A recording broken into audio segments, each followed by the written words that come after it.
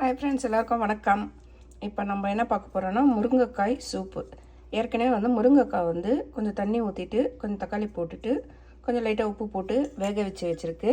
இன்னொன்று முருங்கைக்காய் சூப்புனால் நீங்கள் நம்ம ஊரில் ஒரு இதுவாக சொல்லுவாங்க, அப்படிலாம் கிடையாது. இது எல்லாருமே சாப்பிட்லாம், சின்ன குழந்தைங்கலேருந்து பெரியவங்க வரைக்கும் சாப்பிட்லாம். ஏன்னா ஹியூமோகுளோபின் அது கம்மியாக இருந்ததுன்னா முருங்கைக்காய் இந்த சூப்பு சாப்பிட்டோம்னா சரியாகும். இதுக்கப்புறமா என்ன ப்ராசஸ் பண்ணுறேன்னு சொல்லிட்டு நான் காமிக்கிறேன். இப்போ அந்த முருங்கைக்காய் சூப்புக்கு 3 பச்சை மிளகா, கொஞ்சம் பூண்டு, ஒரு 6-7 பல்லு பூண்டு, ஏன்னா இது குட்டி குட்டியாக இருக்குது, நாட்டு பூண்டு. இது மிளகு, சீரகம் 1 ஸ்பூனு. இப்போ இது அரைச்சிட்டு அதுக்கப்புறம் என்ன செய்யலாம் பார்க்கலாம். இப்போ அந்த வேக வச்ச முருங்கைக்காய், தக்காளி தனியாக வடிகட்டியாச்சு. இப்போ இதை மிக்சியில் போட்டு அரைச்சி எடுத்துன்னு வந்துடலாம். முருங்கைக்காவும் தக்காளி சேர்த்து அரைச்சாச்சு. இப்போ இதை நம்ம வடிகட்டிட்டு இந்த சூப் மட்டும் எடுத்துக்கலாம். ஏன்னா அந்த முருங்கைக்காய் தோலை அப்படியே அந்த சக்கா அப்படியே இருக்கும். அது நம்ம இப்போ வடிகட்டி எடுத்துக்கலாம். எடுத்ததுக்கப்புறம் காமிக்கிறோம். பாத்திரம் காஞ்சிச்சு, எண்ணெய்.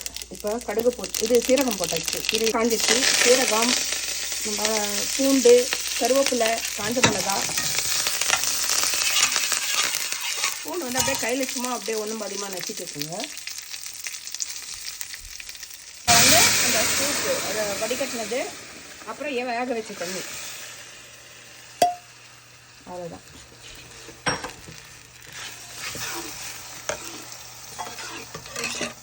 இப்போ பெருங்காயத்தூள் போட்டாச்சு. அது கொஞ்சம் கொதிக்கணும். கொதிச்சதுக்கப்புறம் நான் காமிக்கிறேன். இப்போ மஞ்சத்தூள் கொஞ்சம் போட்டுக்கலாம். இப்போ காரமே காணுமேனு. இப்போ அந்த பூண்டு, மிளகு, சீரகம் அரைச்சோம் பாருங்கள், அதையும் சேர்த்து இதில் போட்டு விட்டுறலாம். கொதிக்கட்டும் அப்படியே, ஏன்னா அதுதான் காரத்துக்கு.